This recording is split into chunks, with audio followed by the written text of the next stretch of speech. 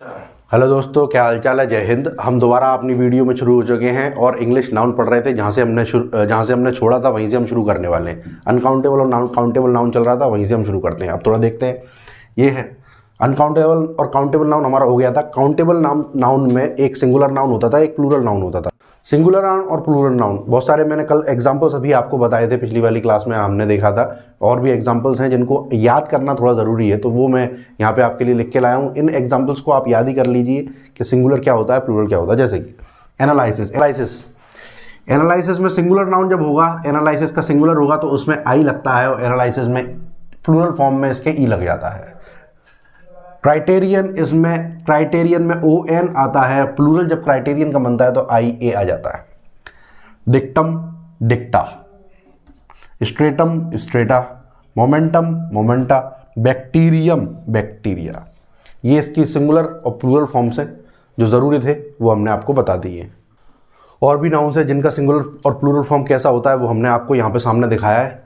देखिए दोस्तों, जो मैं यहाँ पे लिख रहा हूँ सिंगुलर नाउन और प्लूरल नाउन, इनके फॉर्म्स लिख रहा हूँ। सबसे पहली बात तो ये कि ये आपको लिखने हैं, आप इसको नोट कर लीजिए और याद कर लीजिए, क्योंकि ये याद करना ज़रूरी है। ये इसलिए नहीं लिख रहा हूँ मैं कि ऐसे लिख दिया वीडियो बनानी है तो हम लिख रहे हैं। ये ज़रूरी है, इनको याद कर लीजिए, तभी आपका सिलेक्शन हो पाएगा। ये बिल्कुल इंपॉर्टेंट है, बहुत खास रूप से इंपॉर्टेंट है, इसलिए इनको बिल्कुल ध्यान रखें। बॉयफ्रेंड, बॉयफ्रेंड्स प्लूरल होगा इसका। बॉयफ्रेंड्स जब एस इसके पीछे लगेगा।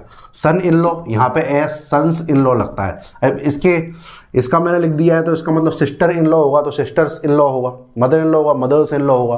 तो आप इस एक वर्ड से अन्य वर्ड्स को भी लिंक करके समझिए, ठीक है। स्टेप सन तो स्टेप सन्स, अब इसको समझ लीजिए। स्टेप सिस्टर तो स्टेप सिस्टर्स उसका प्लूरल फॉर्म होने वाला है। मेड सर्वेंट मेड सर्वेंट्स, इसके पीछे एस लगता है। अब पासर बाय, इसका पासर्स बाय, ये इंपॉर्टेंट है दोस्तों, ये आ जाता है कभी कभार exam. Chief minister chief ministers, और कमांडर इन चीफ तो कमांडर्स इन चीफ, यहाँ पे लग जाएगा यहाँ पे एस।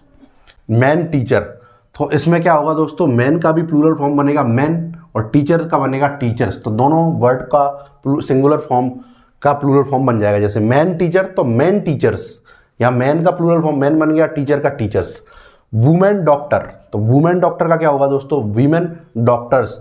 ये वुमेन का भी प्लूरल फॉर्म बन गया वीमेन, और डॉक्टर्स का भी बन गया, डॉक्टर का भी बन गया डॉक्टर्स। परंतु इसमें कुछ अपवाद है, अपवाद देखेंगे।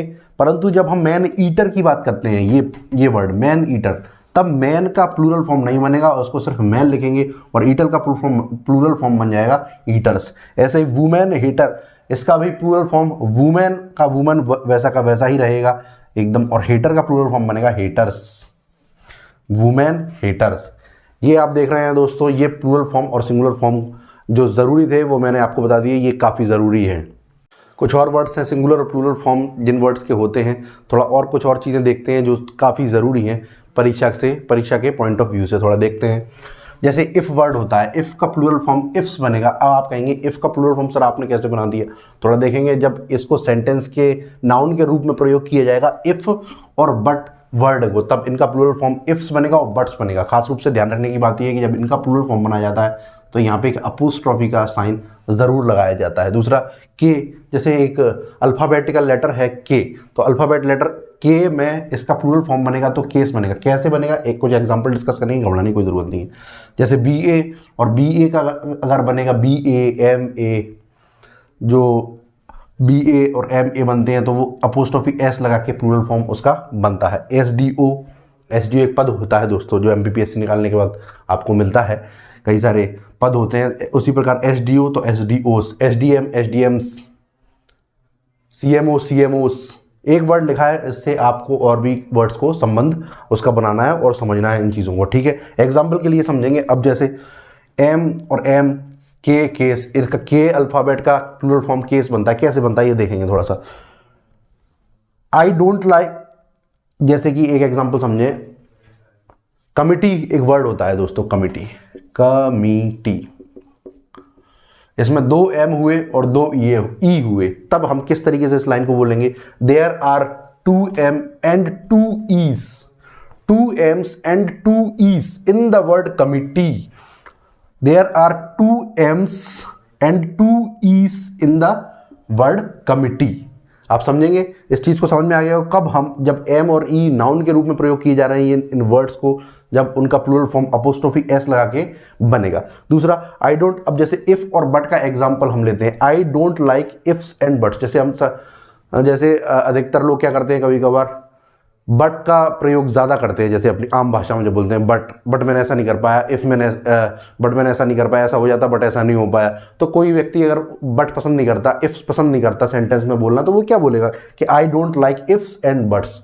इफ शब्द और बट शब्द मुझे ज़्यादा पसंद नहीं है, ifs and buts, I don't like if and buts. तब इफ को प्लूरल फॉर्म बनाएंगे तो इफ अपोस्ट्रोफी एस लगा के बनेगा और बट्स का प्लूरल फॉर्म अपोस्ट्रोफी एस लगा के बनेगा। ये कुछ ज़रूरी एग्जाम्पल्स है जो एग्जाम में आपको काम आने वाले हैं, काफ़ी बार पूछे भी गए हैं इनसे सवाल। और आपको अगर ये सब याद करना कठिन लग रहा हो तो आप एक दो बार वीडियोस को देखेंगे, आप एक दो बार उसको समझेंगे, आपको क्लियरली अपने आप ही ये याद हो जाएंगे। कोई ऐसी दिक्कत आएगी ही नहीं वीडियो को याद करने में, लोग क्लियरली याद हो जाएंगे। एक दो बार वीडियो को देखेंगे, आपकी नज़र में ये सब चीज़ें आ जाएंगी, नॉर्मली ईजिली आपको याद हो जाएंगे ये सारे। अब ध्यान से समझेंगे दोस्तों, हम नाउन पढ़ रहे हैं, सिंपल सी बात है, हम नाउन पढ़ रहे हैं, पर नाउन को आर्टिकल के बिना अधूरा है। कौन से नाउन के सामने कौन सा आर्टिकल आएगा, ए आएगा या एन आएगा या द आएगा। तो नाउन के अंडर में छोटा सा जो आर्टिकल होता है टॉपिक समझने का, वो वाला टॉपिक हम समझने वाले हैं। कौन से सिंगुलर नाउन के आगे कौन सा आर्टिकल आएगा, कौन से प्लूरल नाउन के आगे कौन सा आर्टिकल आएगा। तो थोड़ा सा डिस्क्रिप्शन में आर्टिकल को देखेंगे, थोड़ा ध्यान से देखेंगे दोस्तों। आर्टिकल हमने बताया था 3 आर्टिकल होते हैं, एक होता है ए और एन और दूसरा आर्टिकल होता है द, ठीक है। और अगर ये वाली बात नहीं पता तो आप पुरानी वाली क्लास देख सकते हैं, उसमें एकदम क्लियरली मैंने समझाया ए और ए कब यूज किया जाता है, द कब यूज किया। थोड़ा एक बार और समझेंगे इसको। ए यूज किया जाता है सिंगुलर नाउन्स के आगे, ए और एन सिंगुलर नाउन्स के आगे। सिंगुलर नाउन्स जब हम इस्तेमाल करेंगे किसी सेंटेंस में तो सिंगुलर नाउन्स के आगे जो आर्टिकल इस्तेमाल किया जाएगा वो होगा ए या फिर एन। अब ए कब यूज करना है, एन कब यूज करना है, ये मैं अभी आपको बताऊंगा। और जो प्लूरल नाउन्स के आगे आएगा वो ए और एन कभी नहीं आता। प्लूरल नाउन्स के आगे या तो आएगा तो द आएगा या तो नहीं भी आएगा, ठीक है दोस्तों। तो द का में इस्तेमाल होता है प्लूरल नाउन्स के आगे, ठीक है दोस्तों। अब ए और एन कब इस्तेमाल करने हैं, जैसे सिंगुलर नाउन्स में भी जब कोई नाउन अगर वॉवेल साउंड के लेटर से स्टार्ट हो रहा है तब एन का इस्तेमाल करेंगे। अगर कॉन्सोनेंट साउंड के साथ इस्तेमाल हो रहा है तो हम इस्तेमाल करेंगे ए का। जैसे कि देखेंगे, आपने बचपन में पढ़ा होगा an elephant, A an ox. यहां पे क्या हो रहा है दोस्तों, यहां पे ध्यान से समझेंगे कि यहां पे क्या हो रहा है दोस्तों। यहां पे जो साउंड आ रही है वो वॉवेल साउंड आ रही है, ई की साउंड आ रही है, और यहाँ पे ओ की साउंड आ रही है, यानी वॉवेल ओ साउंड वॉवेल साउंड है, तो उसके आगे एन आर्टिकल का यूज़ किया जाएगा। ये दोनों नाउन्स हैं दोस्तों, बिल्कुल हैं। जब सिंगुलर नाउन है, बिल्कुल सिंगुलर नाउन है, एस तो नहीं लगा यहाँ पे। अगर हम एलिफेंट्स बोलेंगे, जैसे मान के चलो यहाँ पे प्लूरल बोल देते हैं हम एलिफेंट्स, तो एलिफेंट्स के आगे ऐसा नहीं करेंगे कि ए या एन लगा दिया, एन एलिफेंट्स। क्यों? क्योंकि ये प्लूरल हो गए, तो प्लूरल के सामने ये वाला जो आर्टिकल है ए या एन, ये नहीं लगता, क्योंकि पहले ही बता दिया गया है ए या और एन सिर्फ सिंगुलर नाउन्स के आगे लगते हैं। सिंगुलर नाउन एलिफेंट है, उसके आगे एन लगेगा। एन क्यों लगेगा, ए क्यों नहीं लगेगा? क्योंकि ये वॉवल साउंड है। जब वॉवल साउंड आएगी तो हम उसके सामने एन का प्रयोग करेंगे, और वॉवल साउंड आएगी तो हम एन का प्रयोग करेंगे। और कॉन्सोनेंट साउंड आएगी, जैसे कि बॉल या बॉक्स, तब हम इस्तेमाल करेंगे ए का, क्योंकि यहाँ पे बी साउंड है, कॉन्सोनेंट साउंड है। वॉवल का मतलब होता है क्या? वॉवल साउंड जो मैं बोल रहा हूँ, वॉवल का मतलब होता है स्वर, हिंदी में आपने पढ़े ही होंगे। और कॉन्सोनेंट का मतलब होता है व्यंजन। तो जब व्यंजन जैसी आवाज़ आएगी, क ख ग घ, ऐसी अगर आवाज़ आ रही है वर्ड को बोलने से पहले, तो उसको बोलेंगे कॉन्सोनेंट साउंड आ रही है, तो उसके आगे ए का इस्तेमाल करेंगे। और वॉवल साउंड आ रही है जैसे एलिफेंट या ऑक्स, तो उसके सामने एन का प्रयोग करेंगे। अब जैसे सिंपल सा ये एग्जांपल जो कई बार हमने पढ़ा होता है, कई बार, जैसे ऑनेस्ट मैन का एग्जांपल सबसे ज़्यादा होता है। ईमानदार आदमी, अभी बताओ ईमानदार कौन है आज के दौर में? कोई है ईमानदार? तो कोई नहीं। क्यों दोस्तों? नहीं है, कोई भी नहीं है। पर फिर भी ईमानदार आदमी का एग्जाम्पल बहुत ज़्यादा दिया जाता है। तो ईमानदार आदमी का जब एग्जाम्पल देंगे तो ईमानदार आदमी ऑनेस्ट पर्सन होता है। अब देखिए, ये ईमानदार आदमी इतना बेईमान है कि ऑनेस्ट तो बुलवा रहा है पर एक्चुअल में एच लगा रहा है, जबकि वो बोलता ऑनेस्ट है। अभी इसको पढ़ेंगे तो अंग्रेजी ये बेईमानी कर रही है, हॉनेस्ट होना चाहिए, पर ऑनेस्ट बोल रहे हैं उसको। तो ऑनेस्ट मैन में क्या है, साउंड कौन सी आ रही है, ऑनेस्ट आ रही है, ऑनेस्ट। तो ऑनेस्ट क्या है, एक स्वर है, स्वर के आगे क्या लगाते हैं, एन लगाते हैं। जो बोलते हैं साउंड पे ध्यान देना है, मैं क्या बोल रहा हूँ, साउंड क्या लिखा है इस पे ध्यान नहीं देना, इसकी वजह से साउंड पे क्या अंतर पड़ रहा है उस पे ध्यान देना। इसकी वजह से, एच की वजह से इसकी साउंड पे कोई अंतर नहीं पड़ रहा, ऑनेस्ट बोल रहे हैं तो एन लगाया जाएगा। और ये सिंगुलर है, मैं तो ये तो नहीं बोल रहा ऑनेस्ट मैन्स, या सॉरी ऑनेस्ट मैन तो नहीं बोल रहा, MEN तो नहीं लिखा यहाँ पे। तो अगर आता तो यहाँ पे ए या एन का प्रयोग किया ही नहीं जाता, क्योंकि एन या और ए का प्रयोग सिर्फ सिंगुलर नाउन में किया जाता है। अब प्लूरल नाउन्स जो होते हैं, जैसे इन्हीं के प्लूरल बना लो, एलिफेंट्स, एलिफेंट्स, क्या इसके आगे ए या एन का प्रयोग होगा, बिल्कुल नहीं होगा, पर द का प्रयोग हो सकता है। कब, एक एग्जांपल समझेंगे कब होगा द का प्रयोग, एलिफेंट्स वर्ड के आगे। These are the elephants which were seen tomorrow, ये वही एलिफेंट्स हैं जिनको हमने कल देखा था, ये वही वाले एलिफेंट्स हैं जिनको हमने कल देखा था। इसका एक एग्जांपल समझेंगे, दीज आर द एलिफेंट्स। अब तो इसके आगे द लगना ही पड़ेगा, क्योंकि ये एलिफेंट्स का क्या कर रहा है, डेफिनेट निश्चितता बता रहा है, ये वही वाले एलिफेंट्स हैं, तब हम द लगा देंगे एलिफेंट्स के आगे। These are the elephants which were seen tomorrow, ये वही एलिफेंट्स है जो हमने कल देखे थे, तब एलिफेंट्स के आगे क्या लग जाएगा, द वर्ड लग जाएगा। आप समझ गए होंगे क्लियरली ए और एन का प्रयोग कौन से वाले सिंगुलर और प्लूरल नाउन के आगे किया जाता है। तो वर्ड्स को और देखेंगे, जैसे हमने जो बोर्ड पे लिखा है ब्रेड और पोएट्री, समझेंगे। ब्रेड एक अनकाउंटेबल नाउन है, ब्रेड जो हम ब्रेड खाते हैं। अब वो जो ब्रेड हम खाते हैं वो पीसेस होते हैं, ब्रेड के क्या होते हैं, पीसेस होते हैं। वो ब्रेड अपने आप में एक अनकाउंटेबल नाउन है। आप ये नहीं बोल सकते अ ब्रेड, यानी कि एक ब्रेड, एक ब्रेड हम नहीं बोल सकते, क्योंकि ब्रेड क्या है, अनकाउंटेबल नाउन, और अनकाउंटेबल नाउन के आगे ए या एन नहीं लगता। तो ए या एन अनकाउंटेबल नाउन है, ब्रेड उसके सामने नहीं लगेगा।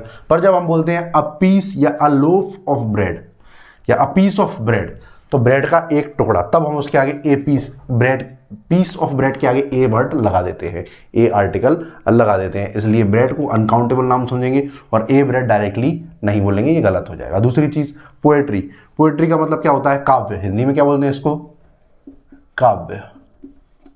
और पोयम मतलब कविता।